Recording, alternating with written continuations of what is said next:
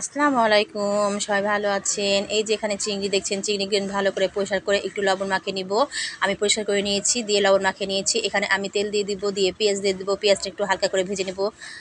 যারা পেজটাকে এখনো ফলো করেনি ঝটপট ফলো করে দেবেন, লাইক শেয়ার কমেন্ট করতে ভুলবেন না। পেঁয়াজগুলো একটু লাল লাল হয়ে গেছে। এবার আমি চিংড়িগুলো দিয়ে দিব। চিংড়িগুলো দিয়ে ভালো করে নাড়াচাড়া করে একটু লাল লাল করে নেব। তারপর লবণ দিয়ে দিব।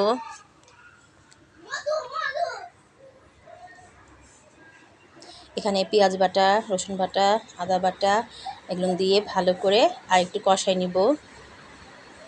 আমার রান্নাগুলো আপনাদের কেমন লাগে অবশ্যই আপনারা জানাবেন। এখানে আমি কাঁচামরিচ বাটা দিয়ে দিলাম। সবাই আমার সাথে থাকবেন, পাশে থাকবেন, সব সময় আমার ফ্যামিলির জন্য দোয়া করবেন, আমার জন্য দোয়া করবেন। আর আমার রান্নাগুলো দেখার জন্য আপনাদেরকে অনেক অনেক ধন্যবাদ।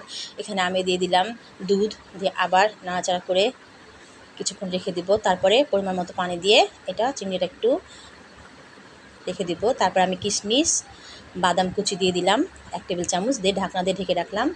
কিছুক্ষণ পরে তুলে নিয়ে আবার আমি এখানে জিরে গুঁড়ো দিয়ে দিলাম।